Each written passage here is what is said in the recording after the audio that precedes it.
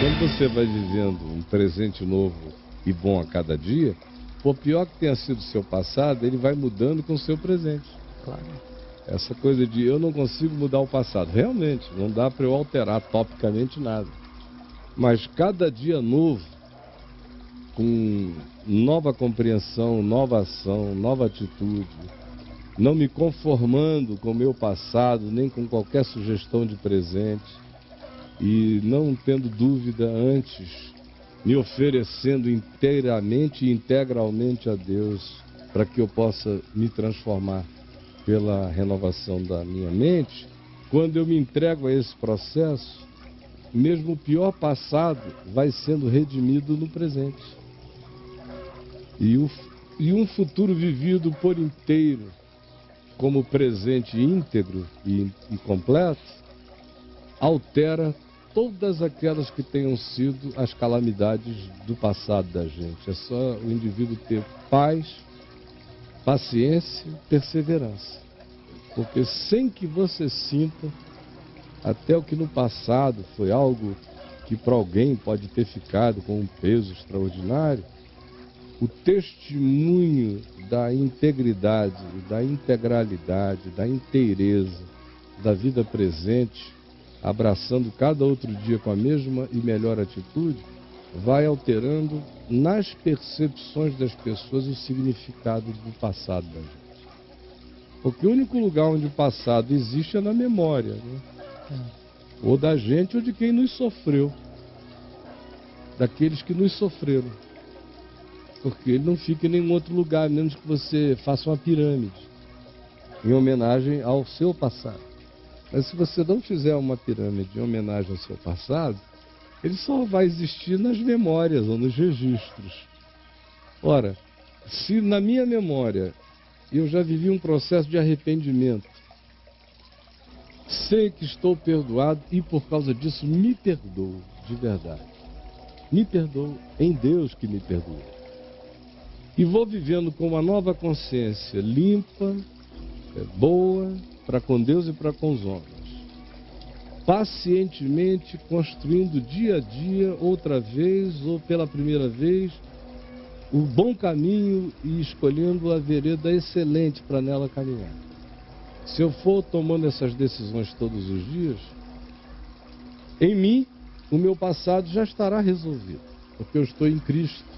Me tornei um regênesis, uma nova criatura. As coisas antigas já passaram. No meu coração, eu sei que diante de Deus não existe. E eu me perdoei à luz do perdão que a graça me concedeu. Nos outros, não necessariamente. Tem gente que fica olhando, que se sente na obrigação de te frisar, de te congelar naquele estado. Sim. De tornar você uma pessoa imutável em relação a um tópico no seu passado. Tem gente que viveu um passado horroroso, só fez desastre.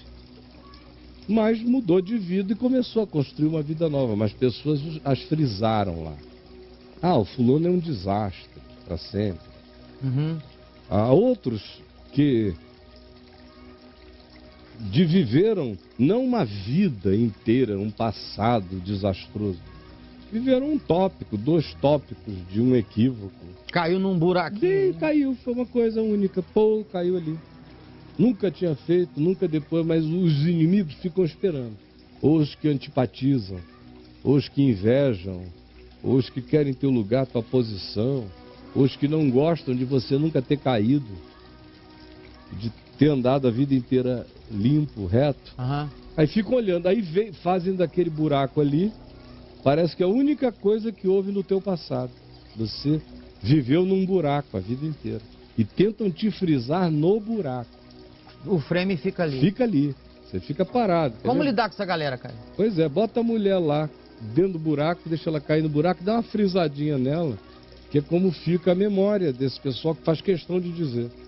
Não importa se você andava em desastres ou se foi só um, como no caso dela. Foi só um. Burrice. Pô, frisa aí. Dá uma frisada na cara dela, por favor. Aí pronto, ó. Fica assim, pra sempre. Para aí.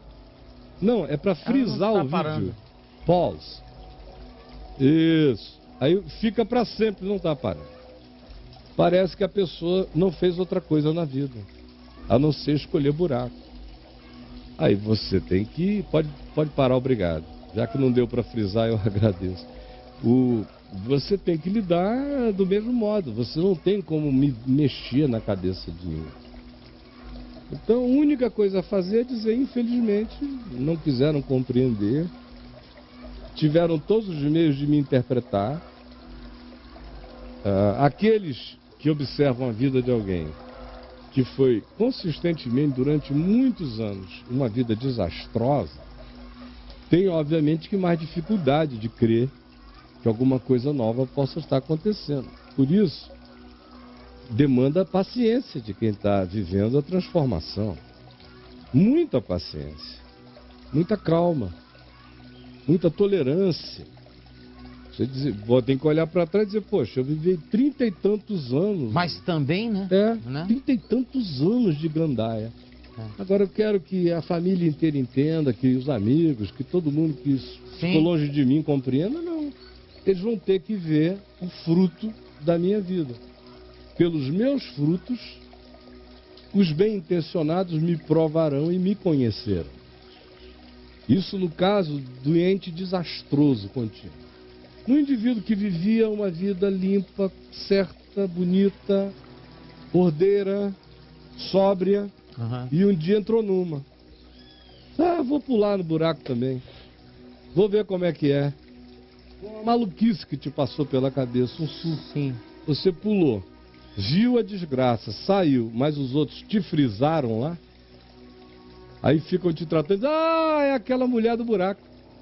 É uma mulher que adora um buraco, essa mulher, sabe? Ela vive atrás do buraco, mas eu conheço a tua vida pregressa. Você é a mulher do buraco. Aí não interessa se você viveu 40 anos andando no caminho plano, você passa a ser agora a mulher do buraco, o homem do buraco, porque invejosos, caprichosos, envenetados, gente que se sente desafiada pela tua vida, gostaria que você não fosse um desafio para elas, então te frisam no buraco para sempre. Não interessa. Esses tem que ser tratados do mesmo jeito também. Ou seja, se um dia eles enxergarem, bom para eles, porque eu já estou inalterável. Meu caminho não depende de validação de ninguém. Você tem que passar batido? De ninguém, é com Deus, é comigo. E ter o bom senso de saber que o que eu fiz errado eu fiz, do tamanho do que eu fiz. Não aceitar que o que não foi uma crônica de desastres, foi só um tópico desastroso, se transforme como uma crônica de desastres. Não, você bota na medida certa, cada coisa para você. E cada um que tem um mínimo de entendimento, de boa vontade, de carinho, de amor, de verdade, entende o tamanho das coisas. Se era uma coisa crônica e agora ficam observando, torcendo, pedindo a Deus que você de fato acerte o caminho, já que você viveu tantos anos de desacerto. E se foi uma coisa tópica, diz, bom, foi só um tópico. Essa pessoa tem anos para trás de uma caminhada consistente e vai ter outras para frente. Deixa ele em paz e eu vou aqui torcer por ele em favor dele. Só pessoa saudável faz. Agora, quem não é, e a maioria infelizmente não é, e cada vez as pessoas são mais doentes, passionais, zangadas, partidaristas, fazem parte de torcidas organizadas contra a vida. É muita gente doente. Então como é que você faz? Olhando para você e para Deus, prosseguindo no seu caminho, dando o fruto de verdade e de vida. Bem-aventurado aquele que discernir, que gostar, que provar, que identificar. E Deus tenha misericórdia daqueles que, mesmo vendo, preferem te interpretar contra a vida do que em favor da vida, porque são pessoas que amam muito mais o desastre do que a redenção humana. O teu desastre a faz sentirem-se melhores com as suas próprias vidas. E a tua redenção faz com que elas enxerguem como elas ainda estão profundamente perdidas nelas mesmas. Então, gente assim, nem Deus agrada.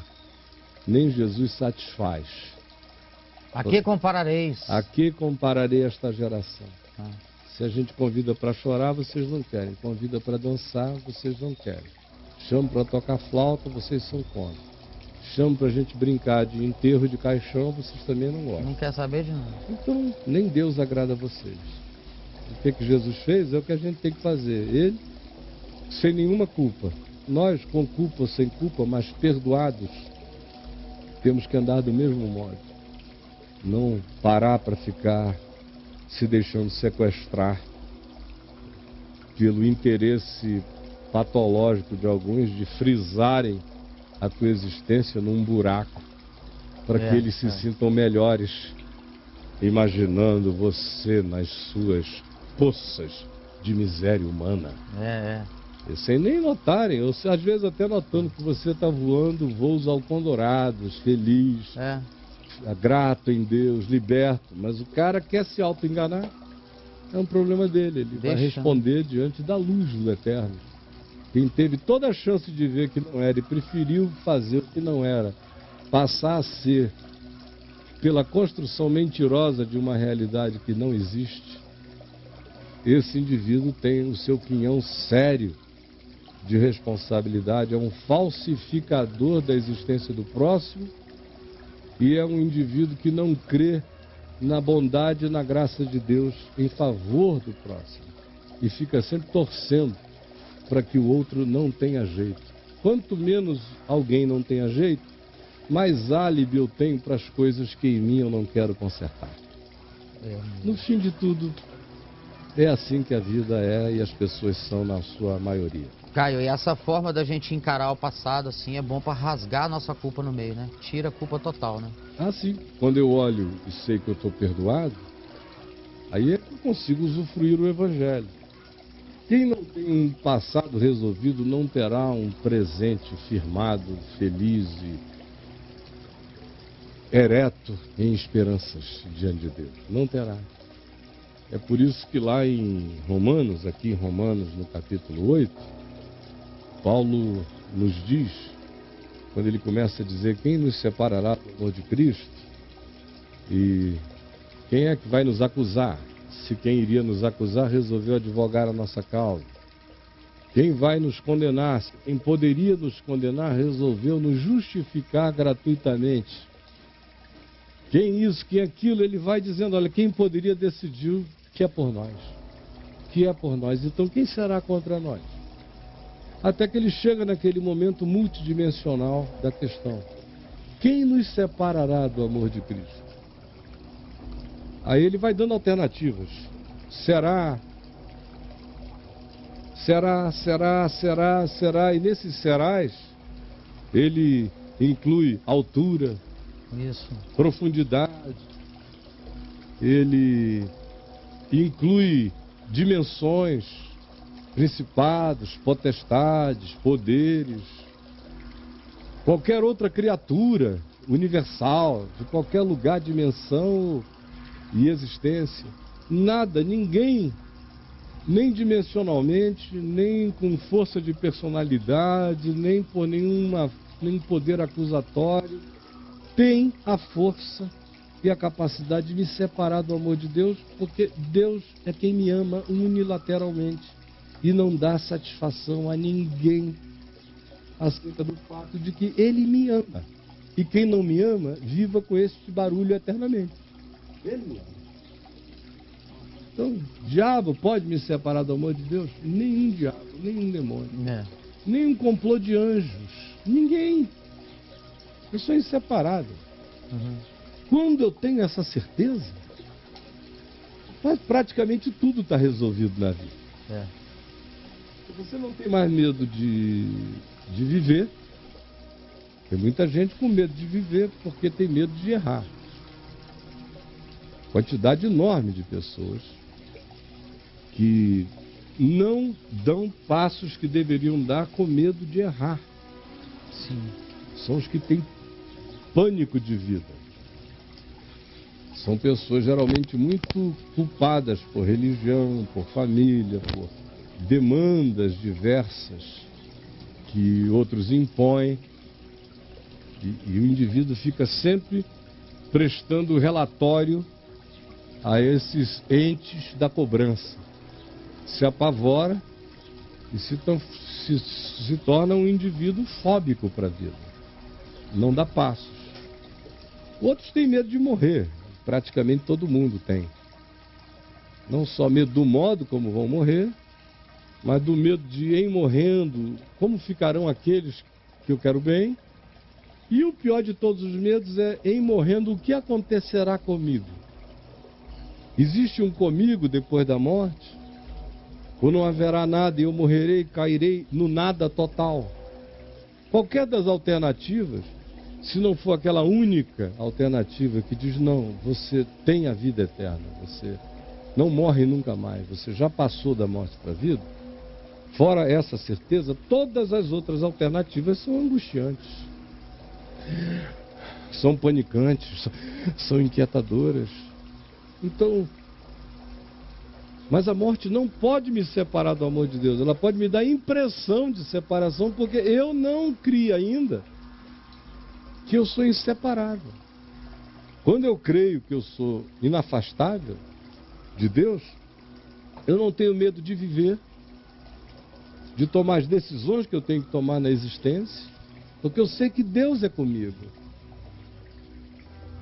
E eu não estou fazendo escolhas pela morte, eu estou tentando fazer escolhas pela vida. Não tenho medo de escolher. Nem tenho medo de morrer, porque a morte já morreu em Cristo. No dia que eu morrer, a única coisa que eu não vou saber é que eu morri. Não vai dar nem tempo de dizer, ih, morri. Eu vou já entrar naquela glória. Parece que tudo era o que está sendo, para sempre, eternamente. Não há saudades de nada, só o mergulho no hoje eterno absoluto de amor e de glória. Então, a morte morreu. Não existe para mim. Por isso ela não me separa de nada. As coisas do presente. Invenções, tecnologias, guerras, convulsões, pânicos, desencontros humanos, apocalipses mundiais, crises diversas, pessoais ou macrocrises. Nada pode me separar do amor de Deus no presente. Posso ficar com dificuldade, passar fome, sede, me vestir mal ou menos ou pouco, morar ruim ou médio, tanto faz. Mas o amor de Deus não é medido por isso. E eu sei que eu estou nele e ele está em mim. E eu posso enfrentar qualquer coisa com contentamento, ter abastança ou ter escassez, tudo posso naquele que me fortalece, porque nada pode me separar do amor de Deus. Por isso é que eu tudo posso naquele que me fortalece. Nem coisas do presente, nem do porvir, nem um cenário a ser criado vai separar a mim enquanto eu estiver vivo no espaço-tempo, ou a ti, ou a meus filhos, ou aos meus netos, a qualquer um que creia que do amor de Deus, pela graça, são inseparáveis. Nem coisas do presente, nem sustos do futuro, nem androides malucos, nada que se crie vai me separar do amor de Deus que está em Cristo Jesus. Nem conspiração de anjos, nem principados, nem potestades, nem qualquer outra criatura. Ora, quem tem essa convicção está com a vida resolvida. Até também porque a única coisa que não se menciona aí é o passado, né? Que é do que a gente está falando. Se fala do porvir, futuro. Do presente e do presente, dimensões superiores, inferiores, camadas, existências, universos, multiversos. Passado não. Por quê? Por quê, Caio? Passado pode me separar do amor de Deus? Não. Meu passado já era. Meu passado, como o meu presente e o meu futuro, estão em Cristo. Passado só existe para mim, o futuro só existe para mim. Agora imagina, se isso aqui tudo existe em Deus, nós somos em Deus, todos os mundos, todos os universos, todas as criações, todas as criaturas, todas as consciências, não só neste universo, mas em todos os outros multiversos e camadas dimensionais, Tudo isso existe nele. Então, tanto nele, passado, presente e futuro estão acontecendo, está tudo nele. É uma idiotice essa coisa de discutir a predestinação, a presciência, ou isso e aquilo. Isso é um problema para a finitude humana, mas está tudo acontecendo em Deus. Passado, presente, futuro, hoje, amanhã, tudo é nele. E ele não é ontem, nem hoje, nem amanhã. Ele é aquele que é o eterno. Onde todas as noções de tempo, espaço, energias, dimensões existem nele. E tudo encontra a sua amarração e sua coerência nele. Os universos onde passado, presente e futuro não existem, existem nele. Assim como o nosso, onde passado, presente e futuro existem nele. Então está tudo acontecendo nele, nada é um problema. Está tudo existindo nele. Todas as coisas abertas. Ora, o passado também, que para mim já não é, existe nele. Assim como o meu futuro, que ainda não é, já existe nele. Assim como o dia de hoje, que para mim é o que é, nele é, não é, tanto faz. O que interessa é a decisão que eu vou tomando com a minha consciência no momento que eu chamo hoje, agora. São essas decisões e a continuidade delas. Meu passado não pode me separar do amor de Deus, mas pode me separar da experiência dessa segurança. Por quê? Por conta da culpa? Culpa, desconfiança. Nunca crer que já está feito, que o escrito de dívidas que a mim concernia foi rasgado, que está tudo perdoado. Enquanto eu não sei que já está tudo feito, creio, e que eu sou um ente perdoado, resolvido, antes de existir eu já era, no Cordeiro Eterno de Deus, um ente resolvido. E estou aprendendo as soluções da vida no espaço-tempo. Para isso eu estou aqui vivendo um dia depois do outro, para eu aprender o que já estava solucionado em meu favor. Pois bem, com essa consciência, Sim. O passado fica no passado. Sem essa consciência, o passado nunca vira passado. Ele é um eterno atormentador do meu presente. Ele é uma fantasmagoria contínua, latente, culposa, persecutória, cheia de cobranças, de perguntas, de e se? E se? E se? E se? E se eu não tivesse? E se eu nunca tivesse encontrado? E se eu não tivesse provado? E se eu não tivesse comido? E se eu não tivesse escolhido? E se eu não tivesse? E o cara fica nos e se's eternos. Já o amor de Deus vem e tira todos os e se's. Ele perdoa de estar consumado. Só existe o dia chamado hoje para eu tomar as decisões sem os e se's. As decisões da minha melhor consciência, da minha melhor lucidez. Aí nada me separa do amor de Deus. Mas se eu não creio no perdão absoluto que eu já recebi, se eu não me perdoar, com base nesse perdão, o meu passado nunca deixa de me atormentar.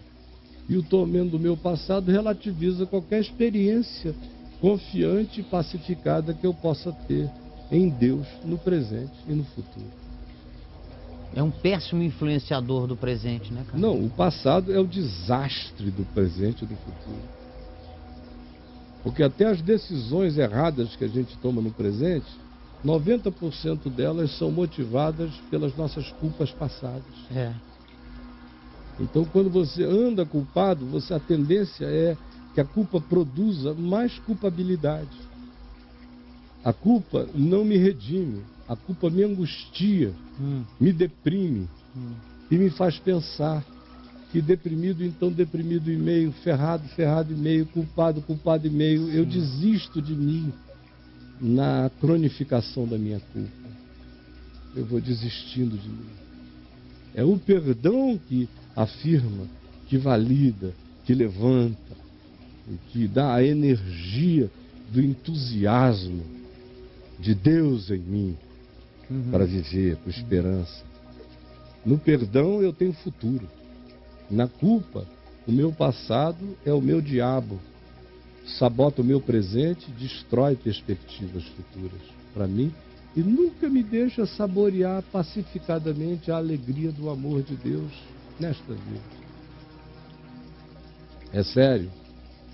Eu espero que o pessoal esteja prestando atenção, Claro. porque quem prestar atenção e crer vai se resolver de praticamente tudo. Eu creio e falo isso de todo o meu coração, que uma pessoa que entendeu o significado, por exemplo, do que Paulo ensina em Romanos, na epístola toda, mas naquele capítulo 8, quem entendeu aquela conclusão, aquilo é uma conclusão.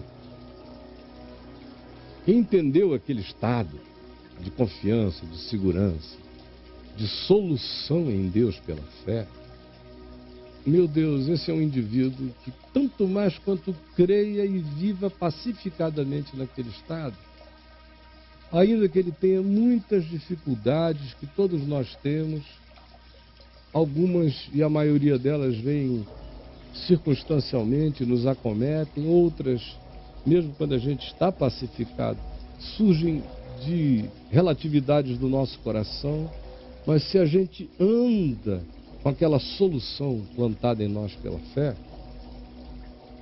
tudo se resolve. E com muita rapidez. Tudo.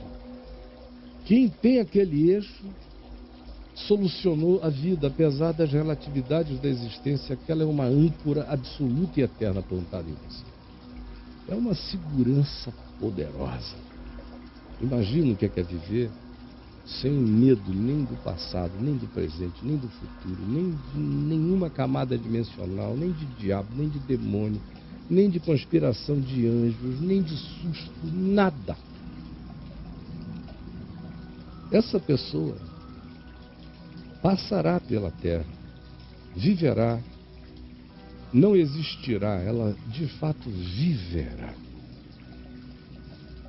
E dentre os viventes será dos mais pacificados e dos mais felizes, porque entre os viventes os mais felizes são os que têm essa paz, essa consciência, essa âncora eterna. São esses indivíduos inassustáveis e que andam com o coração quebrantado, cheio de esperança e amor pelo próximo. Essa é a vida proposta pelo Evangelho, apesar das relatividades deste mundo. Só que vocês não têm a menor ideia nem do que eu estou falando, não é verdade?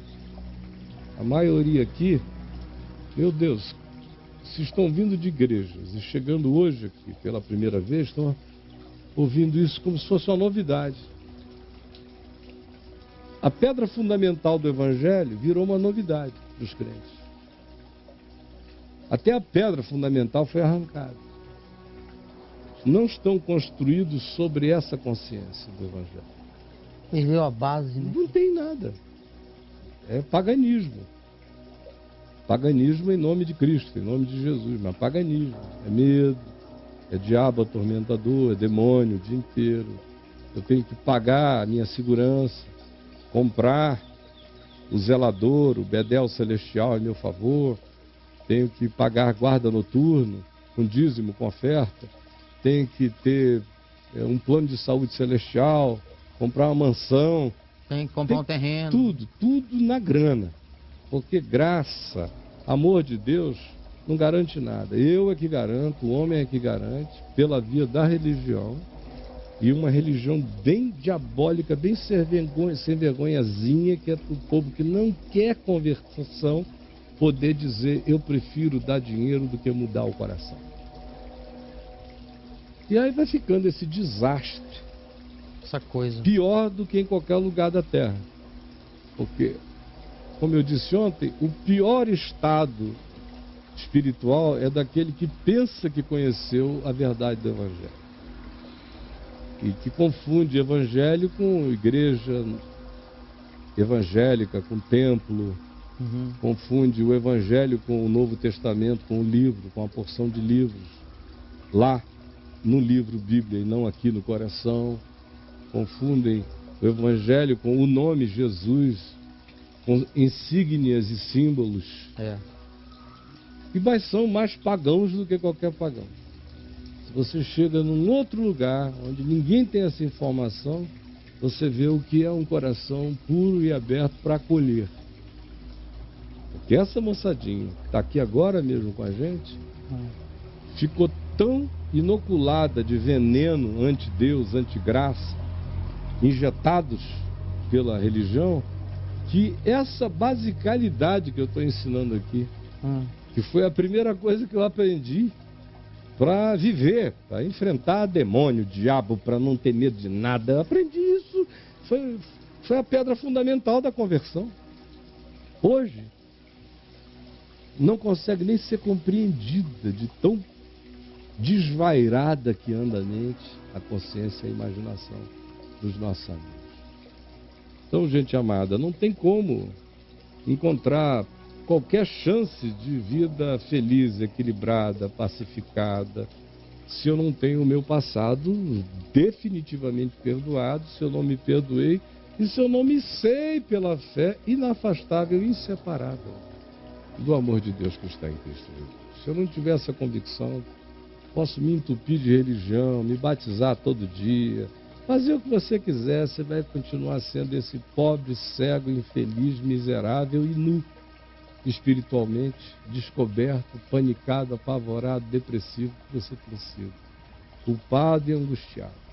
Quanto mais você ouve pregações, mais culpado você fica, porque elas não falam o evangelho, elas só te ensinam medo, dúvida, perturbação, dependência, para você ficar na mão dos lobos, eles te controlarem em angústia, porque você angustiado é muito lucrativo para eles. Mas você pacificado, dá muito menos lucro a eles. Então, quanto mais você viva com culpa e angústia, quanto mais você tenha passado, quanto mais você tenha vida pregressa no ambiente religioso, mais poder os dominadores do mundo tenebroso da religião têm sobre a sua vida. De controlar, como eu digo todo dia, já é uma questão até de excessiva repetição, o que aqui a gente fala. Não é verdade, amigo? E bora seguir, sem culpa, né, com fé. Eu tô, né? Quero saber a moçada. Bora. Querem vir, meus amigos? Vamos nessa. Quem quiser, escreve.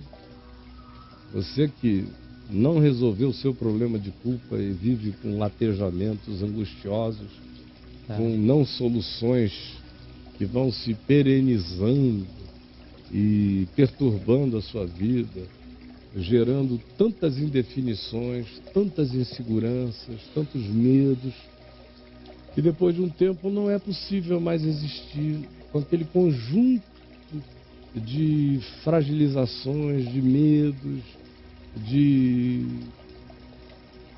sentimentos autodestrutivos por causa da culpa, e não abrir-se para que toda sorte de desarranjo psicológico e espiritual vão tomando conta do nosso ser.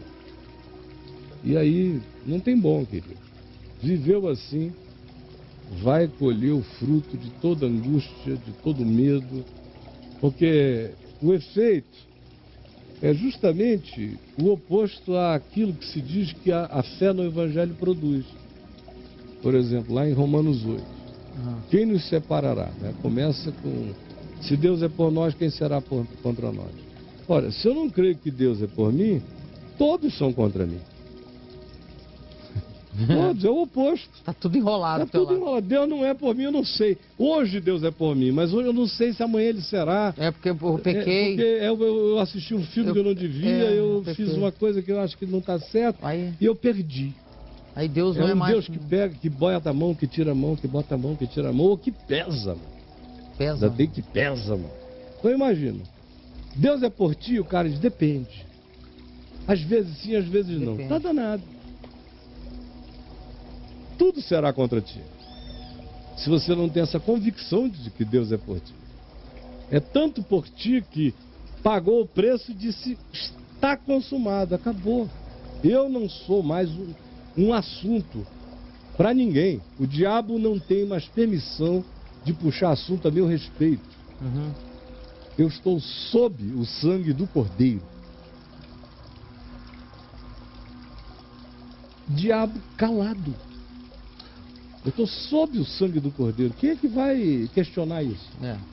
Paulo diz, olha, se aquele que poderia questionar isso resolveu ser aquele que paga o preço, quem é que vai te afastar disso? Por outro lado, se você não crê que o preço está pago, a tua dívida está em aberto.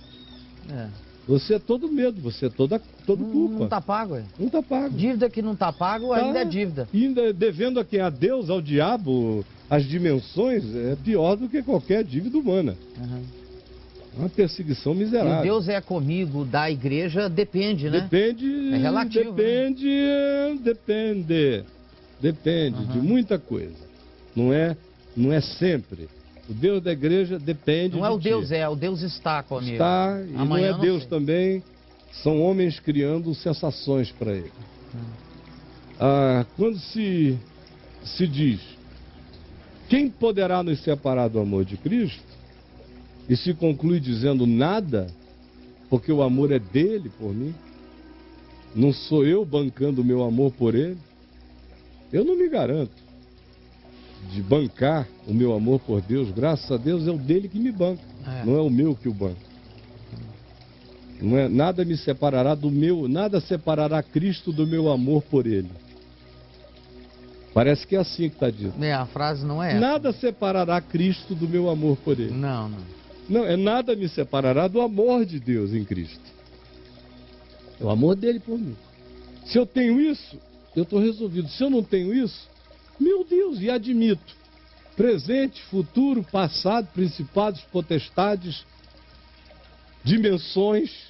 A minha existência é um pânico total. Tudo vai exercer influência. Tudo. A morte, então, está o dia inteiro na minha cara.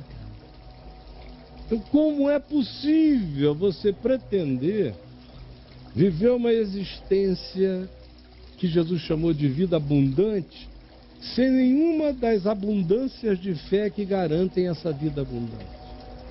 Sem nenhuma dessas raízes, sem os espigões definitivos que garantem essa pacificação. Ora, isso a gente só encontra pela fé, sabendo que é graça, é favor imerecido. Eu recebo pela fé, eu sou acolhido pela fé, pela graça sois salvos, tudo é graça. Depois, a mesma graça que me acolhe, me transforma, me desenvolve, me fortalece, me enrijece para a vida, me produz e arregimenta e fortalece o caráter. É pela graça que tudo é realizado. Eu sou acolhido e perdoado e sou santificado, fortalecido, feito vitorioso nessa mesma consciência, em tudo. E fora disso, só há fracasso. Não há paz eterna em nenhuma direção. Por que você não olha sincera e seriamente para tudo isso no seu coração agora? E ao invés de ficar me perguntando coisas, Caio, como eu faço? Eu posso isso, eu posso aquilo? Apenas entenda que você só está no estado em que ficou porque você está tentando construir uma vida na areia, sem ser no chão desse fundamento, dessa rocha, dessa certeza, dessa compreensão, dessa paz na graça de Deus. Aí fica você sozinho, se arrebentando, e nas mãos de aproveitadores, enlouquecendo a sua mente. E você nunca tem paz. Você já notou? Nunca tem paz. E o apóstolo Paulo diz, seja a paz de Cristo árbitro nos vossos corações. Ou seja, o melhor critério que eu tenho para saber de mim com Deus é se eu encontrei uma existência genuinamente pacificada. E se eu estou dando fruto de paz, e se eu escolho caminhos de paz. Aí eu sou um filho da paz. Eu sou um filho dessa compreensão, desse amor de Deus. Enquanto isso, eu sou apenas um angustiado cristão, filho do cristianismo, vivendo no limbo, achando que eu sou quase de Deus, mas não tenho certeza. Ao mesmo tempo, Jesus é uma figura tão confusa para mim, porque eu quero misturar Jesus com Moisés, com Davi, com Josué, com os guerreiros do Velho Testamento, não combina nada. Aí, mas ao mesmo tempo eu quero ser crente na Bíblia de capa a capa, parece uma loucura, as coisas não são coerentes. Se Jesus é para ser obedecido, como é que fica todas aquelas ordens anteriores lá para trás? Se eu cumpro aquelas ordens lá para trás, nem eu consigo cumpri-las por inteiro, jamais.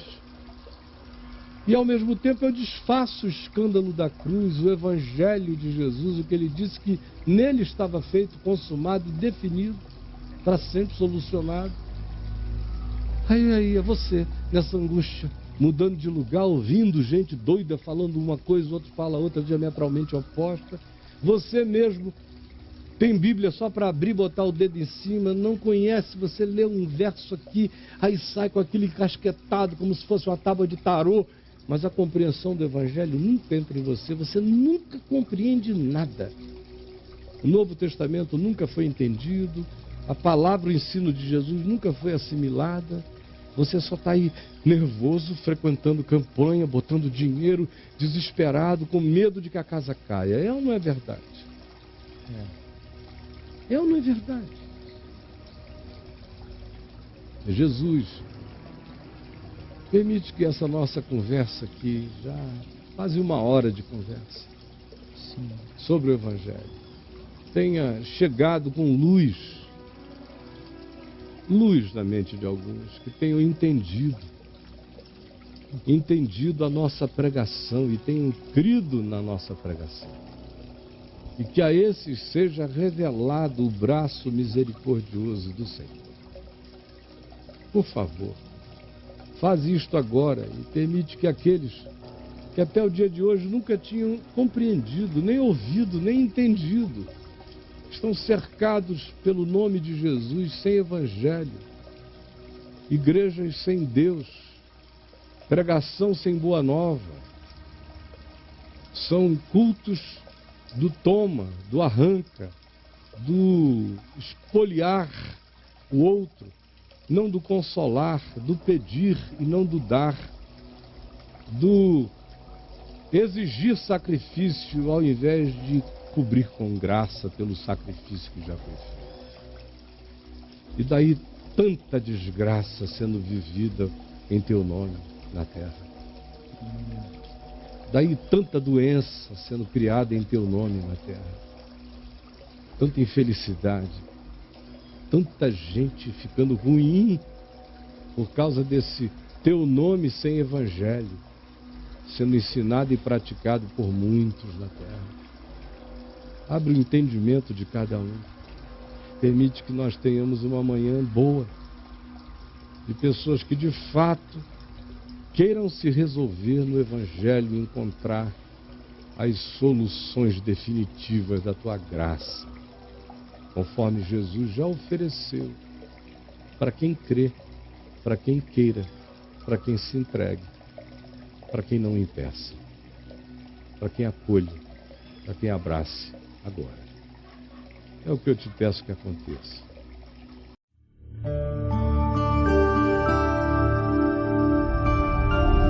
Vem me ver TV. O canal é você.